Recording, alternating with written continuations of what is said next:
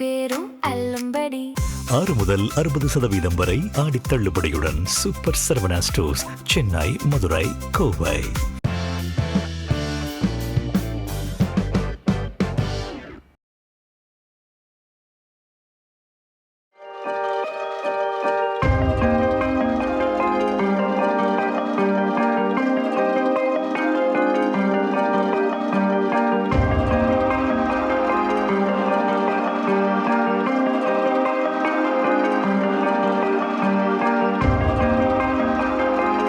பாசனத்துக்கு அணை, கல்விக்கு பள்ளி கட்டிய பெருந்தலைவர் காமராசர்.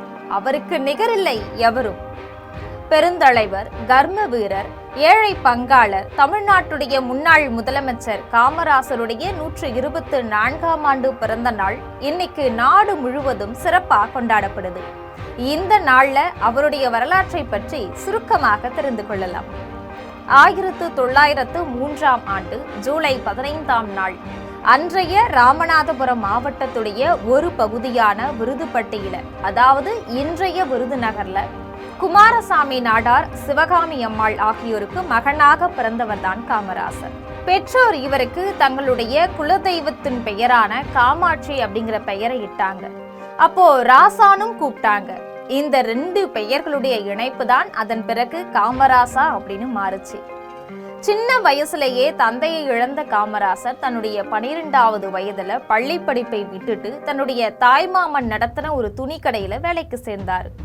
13 வயதிலிருந்தே பொது நிகழ்ச்சிகள்லையும் அரசியல்லையும் ஆர்வம் காட்டினார்.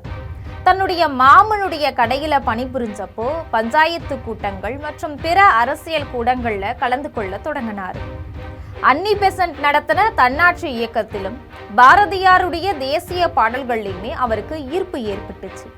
அரசியல்ல நாட்டம் கொண்டதாலையும் தொழில ஆர்வம் காட்டாததாலையும் இவர் திருவனந்தபுரத்துல இருக்கக்கூடிய இன்னொரு மாமனுடைய மரக்கடையில வேலை செய்ய அனுப்பிட்டாங்க.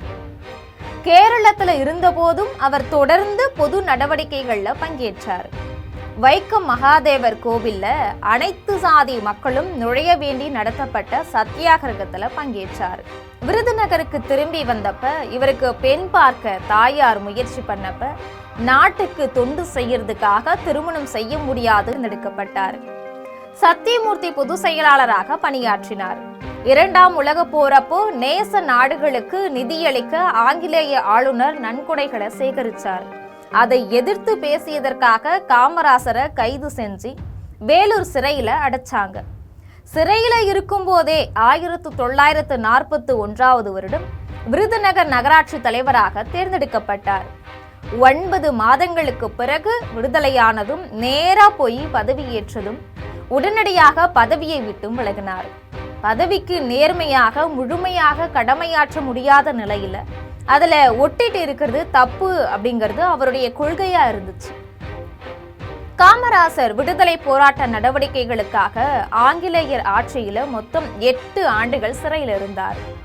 1946ஆம் ஆண்டு சென்னை மாகாண சட்டப்பேரவை தேர்தலில் காங்கிரஸ் வெற்றி பெற்று ஆட்சி அமைக்கும் உரிமையை பெற்றுச்சு.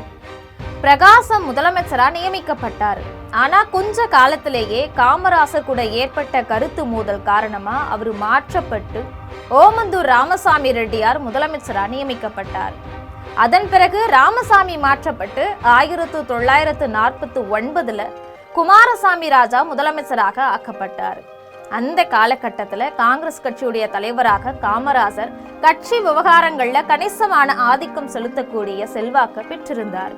1951-52 இந்திய பொது தேர்தலில் திருவில்லிபுத்தூர் தொகுதியில வெற்றி பெற்று இந்திய நாடாளுமன்ற மக்களவை உறுப்பினரானார். சென்னை மாநில சட்டமன்ற தேர்தலில் காங்கிரஸ் பாதிக்கும் குறைவான இடங்கள்ல மட்டும்தான் வெற்றி பெற்றது.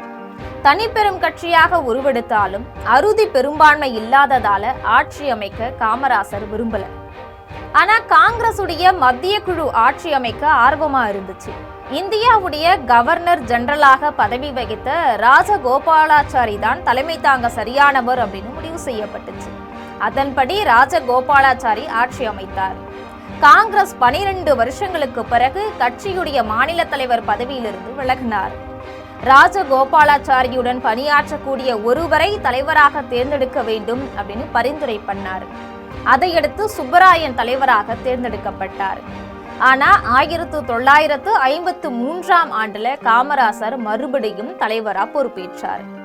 ராஜகோபாலாச்சாரியுடைய குலக்கல்வி திட்டத்திற்கு காங்கிரஸ் கட்சிக்குள்ளேயே மிகப்பெரிய எதிர்ப்பு கிளம்புச்சு. முதலமைச்சர் பதவியிலிருந்து அவர் விலகினார். அதன் பிறகு நடைபெற்ற சட்டமன்ற உறுப்பினர்களுடைய கூட்டத்துல காமராசரை எதிர்த்து தன்னுடைய ஆதரவாளரான சி சுப்பிரமணியத்தை அவர் முன்னிறுத்தினார். காமராசர் சட்டமன்ற கட்சி தலைவராக தேர்ந்தெடுக்கப்பட்டார். 1954 ஏப்ரல் 13ஆம் தேதியன்று சென்னை மாநிலத்துடைய முதலமைச்சராக பொறுப்பேற்றார். திருவில்லிபுத்தூர் நாடாளுமன்ற உறுப்பினர் பதவியை விட்டு விலகி குடியாத்தம் சட்டமன்ற தொகுதி இடைத்தேர்தலில் போட்டியிட்டு வெற்றி பெற்றார். அப்ப அவருக்கு பெரியார், அண்ணாதுரை ஆகியோருடைய ஆதரவும் இருந்துச்சு. காமராஜர் அமைச்சரவையில மிக குறைந்த எண்ணிக்கையாக 8 பேர் மட்டுமே அமைச்சர்களாக இருந்தாங்க. தன்னை எதிர்த்து போட்டியிட்ட சுப்பிரமணியம் அவரை முன்மொழிந்த பக்தவத்சலம் 2 பேரையுமே அமைச்சரவையில சேர்த்தார். மாநிலத்துடைய வளர்ச்சிக்கு உதவுறதுக்காக இந்தியாவுடைய 5 ஆண்டு திட்டங்களை திறம்பட பயன்படுத்தினார். அமைச்சர்கள் மற்றும் அதிகாரிகள் அடங்கின மாநில வளர்ச்சி குழுக்களை உருவாக்கினார். அவை வளர்ச்சிக்கான திட்டங்களை வகுத்து பல்வேறு துறைகளுடைய செயல்பாடுகளை மதிப்பாய்வு செஞ்சது. காமராசர் கல்வி முறையிலும் உட்கட்டமைப்பிலும் பெரும் மாற்றங்களை கொண்டு வந்தார். ராஜகோபாலாச்சாரி கொண்டு வந்திருந்த குலக்கல்வி திட்டத்தை திரும்ப பெற்று 11 வயது வரையிலான குழந்தைகளுக்கு பள்ளி கல்வி இலவசமாக வழங்கப்பட்டுச்சு. ஒவ்வொரு 3 கிலோமீட்டர் சுற்றளவிலும் பள்ளிகளை திறக்கணும் அப்படின்னு கொள்கை வகுக்கப்பட்டுச்சு. அதுடைய விளைவாக முன்பு மூடப்பட்ட 6000 பள்ளிகள் மறுபடியும் திறக்கப்பட்டுச்சு. புதிதாக 12000 பள்ளிகள் கட்டப்பட்டன. ஏழை பிள்ளைகளும் கல்வி கற்க வசதியாக இலவச மதிய உணவு திட்டத்தை செயல்படுத்தினார். அனைத்து பள்ளிகளிலும் ஒரு நாளைக்கு ஒரு வேளை இலவச உணவாவது வழங்க ஏற்பாடு செஞ்சார். கல்வி உட்கட்டமைப்பை மேம்படுத்த பொதுமக்களுடைய உதவியையும் பங்களிப்பையும் கோரி திட்டங்களை அறிமுகப்படுத்தினார். பள்ளிகள்ல ஜாதி, வகுப்பு அடிப்படையிலான வேறுபாடுகளை களைய இலவச சீருடைகளை அறிமுகப்படுத்தினார். காமராசர் ஆட்சி காலத்துல புதிய பாடத்திட்டம் அறிமுகப்படுத்தப்பட்டு கல்வி முறை சீர்திருத்தப்பட்டு வேலை நாட்கள் அதிகரிக்கப்பட்டுச்சு. 1959 வருஷம் சென்னையில இந்திய தொழில்நுட்ப கழகம் அப்படின்னு சொல்லப்படக்கூடிய IIT நிறுவப்பட்டுச்சு. காமராசர் முதல் அமைச்சரான முதல் ஆண்டிலேயே அனைத்து தொடக்கப்பள்ளி ஆசிரியர்களுக்கும் ஓய்வூதியம் வழங்க ஆணையிட்டார். அதன் பிறகு உயர்நிலைப்பள்ளி ஆசிரியர்களுக்கும் அதன் பிறகு தனியார் கல்லூரி ஆசிரியர்களுக்கும் ஓய்வூதியம் வழங்கும்படி ஓய்வூதிய திட்டத்தை நீட்டிச்சார். இந்த முயற்சிகள் 10 ஆண்டுகள்ல மாநிலத்துல பள்ளி சேர்க்கையில கணிசமான முன்னேற்றத்திற்கும் கல்வி வளர்ச்சிக்கும் வித்திட்டுச்சு. இதனால இன்றைக்கும் கல்வி கண் திறந்த காமராசர் அப்படின்னு போற்றப்படுறார். காமராசர் முதலமைச்சராக இருந்தப்போ மக்களுடைய வாழ்க்கை தர மேம்பாடு, கல்வி, தொழில் வளர்ச்சி இதுக்கெல்லாமே முன்னுரிமை அளித்து பல திட்டங்களை நிறைவேற்றினார். இவருடைய ஆட்சி காலத்துல மணிமுத்தாறு, வைகை, சாத்தனூர் உள்ளிட்ட அணைகள் கட்டப்பட்டு பாசன வசதி செய்யப்பட்டுச்சு. உள்ளூர் 9ஆம் நாள்ல காமராசர் காங்கிரசுடைய தேசிய தலைவராக தேர்ந்தெடுக்கப்பட்டார். 1964ஆம் ஆண்டுல நேருடைய இறப்புக்கு பிறகு கொந்தளிப்பான காலகட்டத்துல காமராசர் கட்சியை வெற்றிகரமா வழி நடத்தினார். கட்சியுடைய தலைவராக இருந்த போதிலும் அடுத்த பிரதமராக வர மறுத்து 1964 வருஷம் லால் பகதூர் சாஸ்திரியையும் 1966ஆம் வருஷத்துல நேருவுடைய மகளான இந்திரா காந்தியையும் பிரதமர்களாக பொறுப்பேற்க வச்சார். 2 பிரதமர்களை உருவாக்குனதால கிங் மேக்கர் அப்படின்னு அழைக்கப்படுறாரு. 1965ஆம் ஆண்டுல உணவு நெருக்கடியின் போது காமராசர் அப்போதைய நிதியமைச்சரான TT கிருஷ்ணமாச்சாரியருடைய உதவியோட பொது விநியோக முறையை அறிமுகம் செஞ்சார். காங்கிரஸ் கட்சி மீதான மக்களுடைய ஏமாற்றம் திமுக வளர்றதுக்கு வழிவகுத்துச்சு. 1967ஆவது வருஷம் மாநில சட்டப்பேரவை தேர்தலில் காங்கிரஸ் தோற்று ஆட்சியை இழந்துச்சு. காமராசர் தன்னுடைய சொந்த ஊரான விருதுநகர் தொகுதியில ஸ்ரீனிவாசன் கிட்ட 1285 வாக்குகள் வேறுபாட்டில் தோற்று போனார். அதன் பிறகு நாகர்கோவில் மக்களவை தொகுதியில 1969ஆம் ஆண்டு நடைபெற்ற இடைத்தேர்தலில் போட்டியிட்டு வெற்றி பெற்றார். இந்திரா காந்தி பிரதமரா நியமிக்கப்பட்டதிலிருந்தே அவருக்கும் காமராசர் தலைமையிலான சிண்டிகேட் அப்படின்னு சொல்லக்கூடிய காங்கிரஸ் உடைய உயர்மட்ட தலைவர்களுக்கும் இடையில மோதல் ஏற்பட்டுச்சு. 1967 வருஷம் பொது தேர்தலில் காங்கிரஸ் உடைய வெற்றிக்கு பிறகு இந்த பிளவு மேலும் விரிவடைய தொடங்குச்சு. 1969 ஆண்டுல காங்கிரஸ் கட்சிக்கு எதிரான நடவடிக்கைகளுக்காக இந்திரா காந்தி கட்சியிலிருந்து நீக்கப்பட்டாங்க. இதுடைய விளைவாக கட்சி 2ஆ பிளவுபட்டுச்சு. காமராசர் தலைமையில நிறுவன காங்கிரஸ் செயல்பட்டது. இந்திரா காந்தி நெருக்கடி நிலையை நடைமுறைப்படுத்திய போது அதை கடுமையாக எதிர்த்தவர்கள்ல காமராசரும் ஒருத்தர். இந்த காலகட்டத்தில் நாட்டு விடுதலைக்கு பாடுபட்ட பல தலைவர்களை அரசு கைது செய்தது. விடுதலை பெற்ற நாட்டுல நெருக்கடி நிலை அப்படிங்கிற பெயர்ல சர்வாதிகாரம் தலை தூக்குனதால கவலையிலையும் காமராசர் மனவேதனையிலும் இருந்தார். இந்த நிலையில 1975 ஆண்டு அக்டோபர் 2ஆம் நாள் அவர் காலமானார். காமராசருடைய உடல் பொதுமக்கள் பார்வைக்காக வைக்கப்பட்டது.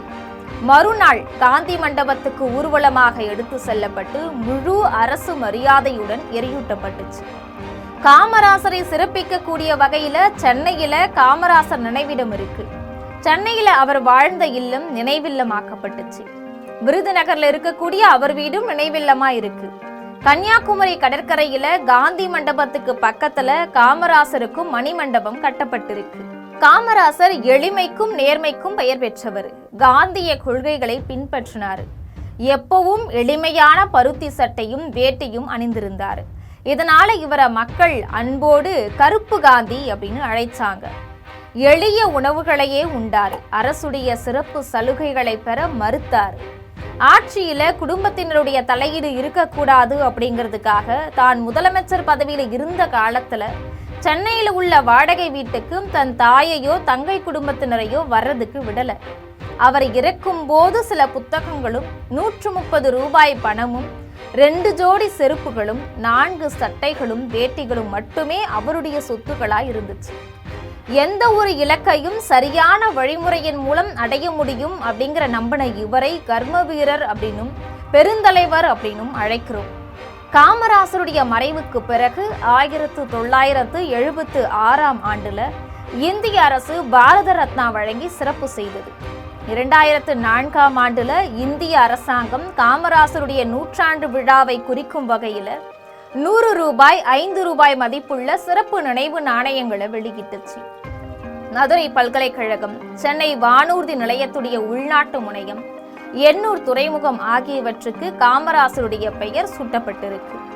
இவரை போற்றக்கூடிய வகையில டெல்லியில இருக்கக்கூடிய நாடாளுமன்றம், சென்னையிலும் தமிழ்நாட்டுடைய அனைத்து நகரங்களிலும் காமராசருக்கு சிலைகள் இருக்கு. 2004 ஆண்டு காமராசர் அப்படிங்கிற பெயர்ல அவருடைய வாழ்க்கை வரலாற்றை சித்தரிக்கும் திரைப்படம் வெளியாச்சு. காமராசருடைய பிறப்பு முதல் அவருடைய மறைவு வரையான வாழ்க்கை வரலாற்று சுருக்கத்தையும், அவருடைய பதவிகள், அவர் செய்த தொண்டுகள், கல்வி, வேளாண்மை, நீர்ப்பாசனம், தொழில் ஆகிய துறைகள்ல அவர் செய்த புரட்சிகள் ஆகியவற்றை இதுவரை நாம சுருக்கமா தெரிஞ்சுக்கிட்டோம். அரசியல்ல அவர் கூட ஒப்பிடுறதுக்கு தகுதியானவர்கள் அவருக்கு பிறகு யாருமே கிடையாது. இருந்தாலும் முதலமைச்சராக இருந்தவர்கள் அவர்களுடைய செயல்பாடுகளுடன் ஒப்பிட்டு பார்க்கலாம். காமராசர் முதலமைச்சர் பதவியை விட்டு விலகினது 1963 வருஷம். தமிழ்நாட்டில் காங்கிரஸ் ஆட்சியை இழந்தது 1967 வருஷம். காமராசர் மறைந்தது 1975 ஆண்டு. அவர் மறைந்து 51 ஆண்டுகள் ஆன பிறகும் அரசியல்ல நல்லாட்சி அப்படின்னா அது காமராசர் ஆட்சி தான் அப்படின்னும், அவர் ஆண்ட 9 ஆண்டுகள் தான் தமிழ்நாட்டுடைய பொற்காலம் அப்படின்னு எல்லாருமே சொல்லுவாங்க. இன்னைக்கு காங்கிரஸ் மட்டும் கிடையாது, திமுக, அதிமுக, தாவேக உள்ளிட்ட எந்த கட்சியும் தேர்தலில் மக்கள் கிட்ட வாக்கு கேட்க வந்தா காமராசருடைய ஆட்சி அமைப்போம் அப்படின்னு தான் சொல்றாங்க. சொல்றதையெல்லாம் அவங்க செய்யறதில்ல அப்படின்னாலும் சொன்னதை செய்வோம், செய்வதை சொல்வோம் அப்படின்னு சொல்லி மக்களை ஏமாத்தி ஆட்சியை பிடிக்கக்கூடிய போக்கு இன்றளவும் இருக்கு. அது மட்டும் இல்லாம தேர்தலின் போது சொல்லாததையும் ஆட்சி பிடித்த பிறகு செய்கிறாங்க. அவை கல், மண், மணற்கொள்ளை, சாராய விற்பனை, கையூட்டு வாங்குதல், வேண்டியோருக்கு பதவிகளை கொடுக்கிறது, அரசு பணி நியமனத்துக்கு லட்சங்கள்ல இருந்து கோடிகள் வரைக்கும் பணம் பெறுதல், தன்னுடைய உறவினரோ குடும்பத்தினரோ தன்னுடைய சாதிக்காரனோ தவறு செஞ்சிருந்தா சட்டப்படி நடவடிக்கை எடுக்காதது மட்டுமில்லாம சட்டம் தன் கடமையை செய்ய விடாம முட்டுக்கட்டையா இருத்தல் அப்படின்னு அவங்களுடைய அட்டூழியம் நீண்டுட்டே போகுது. விற்பனைக்கு டாஸ்மாக் நிறுவனத்தை தொடங்கிய எம்.ஜி. ராமச்சந்திரன், சாராய கடைகளை அரசுடைமையாக்கிய ஜெயலலிதா, அதே வழியில பின்தொடர்ந்த பழனிசாமி, ஸ்டாலின் மாற்றம் தருவதாக சொல்லி ஆட்சியை பிடித்து முந்தையோர் சென்ற சாராய விற்பனை பாதையில் வழிநடக்கும் இன்றைய ஜோசப் விஜய், இவங்க எல்லாரும் செய்த மக்கள் நலத்திட்டங்களை விட சாராயத்தால் சமூக சீரழிவுகளை ஏற்படுத்தியதுதான் அதிகம் அப்படிங்கிறத தமிழ்நாட்டு மக்கள் நல்லா தெரிஞ்சு வச்சிருக்காங்க. மேல நாம சொன்ன எல்லாருமே காமராசர் இருந்த முதலமைச்சர் நாற்காலியில ஒவ்வொரு சூழ்நிலையால அமர்ந்திருக்கலாம். 4 முறை முதலமைச்சர் ஆனோம், 5 முறை முதலமைச்சர் ஆனோம் அப்படின்னு சொல்லிக்கலாம். ஆனால் காமராசர் செய்த சாதனைகளை இவங்க ஒரு காலம் நெருங்கவே முடியாது. காமராசர் ஆட்சி காலத்துல வசதி படைச்சவங்க தனியார் பள்ளிகள் தொடங்குறத அவர் அனுமதிக்கல. அதுக்கு மாறா அவர்கள் நிலம் கொடுத்து கட்டிடங்கள் கட்டி கொடுத்தா அந்த பள்ளியில அவங்க பெயர்களை சேர்த்துக்கொள்ள அனுமதி கொடுத்தார். இப்படி ஆயிரக்கணக்கான புதிய பள்ளிகளை திறக்கவும் அதுல ஏழை பிள்ளைகள் படிக்கவும் வசதி செஞ்சார். நாங்குநேரியிலும் முனைஞ்சிப்பட்டியிலும் முன்னாள் சட்டமன்ற உறுப்பினர் சங்கர் ரெட்டியார் பெயர்ல இருக்கக்கூடிய அரசு மேல்நிலை பள்ளிகளும், ராதாபுரத்துல நித்திய கல்யாணி வெள்ளையன் செட்டியார் பெயர்ல இருக்கக்கூடிய அரசு மேல்நிலை பள்ளியும், முக்கூடலிலும் பாவூர் சத்திரத்திலும் வீதி தொழிலதிபர் சொக்கலால் பெயர்ல இருக்கக்கூடிய மேல்நிலை பள்ளிகளும், அம்பா சமுத்திரத்துல செங்கம்பட்டி ஜமீன் தீர்த்தபதி பெயர்ல இருக்கக்கூடிய அரசு மேல்நிலை பள்ளியும், அதுக்கு ஒரு சில சான்றுகள். அவருக்கு பிறகு வந்தவங்க தமிழ் வழி கல்வியையும் இலவச கல்வியையும் அழிக்கக்கூடிய நோக்கத்துல லட்சக்கணக்கில் கையூட்டு பெற்றுக்கிட்டு தனியார் மெட்ரிகுலேஷன் பள்ளிகளையும் சிபிஎஸ்இ பள்ளிகளையும் திறக்க அனுமதி கொடுத்தாங்க. தனியார் பள்ளிகள்ல தரமான கல்வி, ஆங்கில கல்வி கிடைக்கிறதையும், ஆங்கிலம் படிச்சா பன்னாட்டு நிறுவனங்கள்ல லட்சக்கணக்கில் ஊதியம் பெறக்கூடிய வேலையில அமரலாம் அப்படின்னு சொல்லி தவறான விளம்பரம் செஞ்சு மக்கள் மனங்கள்ல அதை பதிய வச்சிருக்கிறாங்க. இதன் விளைவா அரசு பள்ளிகளும் அரசு உதவி பெறும் பள்ளிகளும் மாணவர் சேர்க்கை குறைந்து மூடப்பட்டு வருது அல்லது மூடப்படக்கூடிய நிலையில இருக்கு. புதுசா ஆசிரியர்களை பணியமர்த்தது கிடையாது. தனியார் பள்ளிகள்ல ஆங்கில கல்வி ஊக்குவிக்கப்படுது, அது தரமானது அப்படின்னு சொல்லி அரசு பள்ளிகள்லையும் ஆங்கிலத்தை பயிற்று மொழியாக்கி தமிழையும் தமிழர்களுடைய மரபு வழியான அறிவையும் அழிக்கக்கூடிய வேலையை செஞ்சுட்டு வராங்க. எந்த குலக்கல்வி முறை வேண்டாம்னு சொல்லி அதை எதிர்த்து காமராசர் ஆட்சியை கொண்டு வந்து சமத்துவத்தை நிலைநாட்டி பட்டி தொட்டியெல்லாம் கல்வி வெள்ளம் பாய்ந்தோட செய்தாங்களோ அதே தமிழ்நாட்டில் தனியார் பள்ளிகள், சிபிஎஸ்இ பள்ளிகள் தொடங்கி அரசு பள்ளிகளை மூடி பணக்காரர்கள் படிக்கவும் ஏழைகள் ஏங்கி நிற்கவுமான சூழலை படிப்படியாக செஞ்சுட்டு வராங்க இன்றைய ஆட்சியாளர்கள். இவங்க காமராசருடைய படத்தை கொள்கை தலைவராக வைத்துக் கொள்ள தகுதி இல்லாதவங்க. 3ஆம் முறை ஆட்சிக்கு வந்த பிறகு முதலமைச்சர் பதவி வேண்டாம் அப்படின்னு தூக்கி எறிஞ்சவர் காமராசர். அவருக்கு பிறகு வந்தவங்க ஒன்று மக்களால் தோற்கடிக்கப்பட்டாங்க, இல்ல உயிரிழந்த பிறகே பதவி இல்லாமல் போனாங்க. ஆக பதவியிலும் அதிகாரத்திலும் அவ்வளவு விருப்பு கொண்டவர்களாக இருந்தாங்க. காரணம், முதலமைச்சர் பதவியையும் அதிகாரத்தையும் தவறாக பயன்படுத்தி பல தலைமுறைக்கு சொத்து சேர்க்கக்கூடிய வகையை சேர்ந்தவர்களாக அவங்க இருந்தாங்க. குடும்பத்தினர், நண்பர்கள், சாதிக்காரர்கள், தனக்கு வேண்டியவர்கள் அப்படின்னு ஊழல்ல பணம் சேர்க்க துணை புரிகிறவங்கள தான் தன்னை சுற்றி வச்சுக்கிட்டு அதிகாரத்தை தப்பா பயன்படுத்தினாங்க. காட்சிக்கு எளியன் கடுஞ்சொல்லன் அல்லனேல் மீக்கூறும் மன்னன் நிலம் அப்படிங்கிறது திருக்குறள். அதன்படி காமராசர் காட்சிக்கு எளியவராக, கடுஞ்சொல் பேசாதவராக விளங்கினார். மக்களுடைய ஏழ்மை, வறுமை, துன்பம் இதையெல்லாம் தெரிஞ்சுக்கிட்ட காமராசர் அதை போக்குறதுக்கான திட்டங்களை தீட்டி செயல்படுத்தினார். காமராசருக்கு பிறகு வந்த திராவிட கட்சிகளுடைய ஆட்சியில தமிழ்நாடு சட்டமன்றம் துதிபாடல் மன்றமா மாறிடுச்சு. மக்களுடைய நலவாழ்வுக்கான திட்டங்களை பேசி அதை செயல்படுத்துவதற்கான சட்டமியற்ற வேண்டிய சட்டப்பேரவை எதிர்கட்சியினை தூற்றுவதற்கும் முதலமைச்சர்களை போற்றுவதற்குமான அவையா விளங்கிட்டு வருது. 8 அமைச்சர்களை கொண்டு எண்ணிலா சாதனைகளை படைத்தவர் காமராசர். அவர் காலத்துக்கு பிறகு மாவட்டத்துக்கு ஒரு அமைச்சர், ஜாதிக்கு இத்தனை அமைச்சர் அப்படின்னு கணக்கிட்டு 30க்கும் மேற்பட்ட அமைச்சர்கள் வச்சுக்கிட்டு வீதியுலா வந்து விளம்பர படம் பிடிக்கும் நிலைக்கு வந்திருக்கு. காவல்துறையை உள்ளடக்கிய உள்துறையை தாழ்த்தப்பட்ட வகுப்பை சேர்ந்த கக்கனுக்கு கொடுத்தவர் காமராசர்.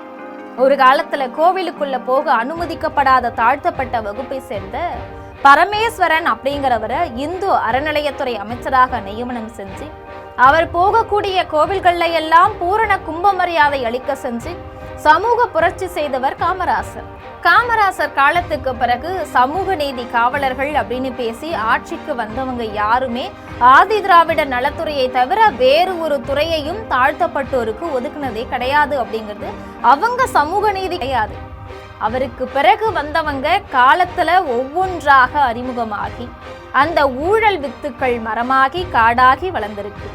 நாங்க ஊழல் செய்ததை மெய்ப்பிக்க முடியுமா அப்படின்னு சவால் விட்டு தப்பி செல்லக்கூடிய அளவுக்கு விஞ்ஞான முறையில ஊழல் செய்யக்கூடிய கலை இங்க வளர்ந்திருக்குது.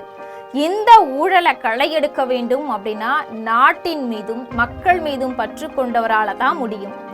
பணம், பதவி பகட்டும் விளம்பரம், அதிகாரம் ஆகியவற்றின் மீது பற்று கொண்ட யாராலையுமே முடியாது.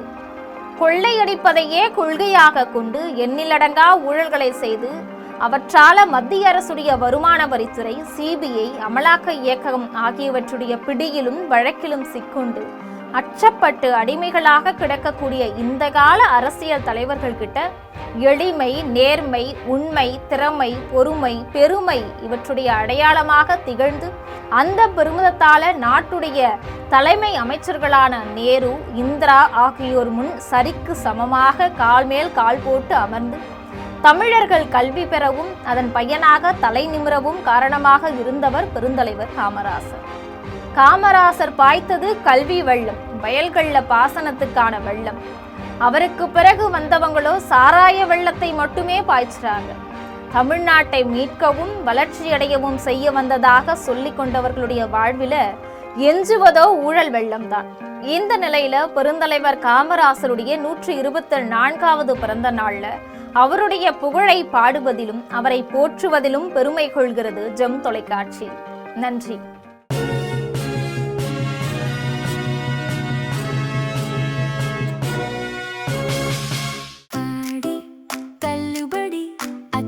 பேரும் அல்லும்படி 6 முதல் 60% வரை ஆடி தள்ளுபடியுடன் சூப்பர் சரவணா ஸ்டோர்ஸ், சென்னை, மதுரை, கோவை.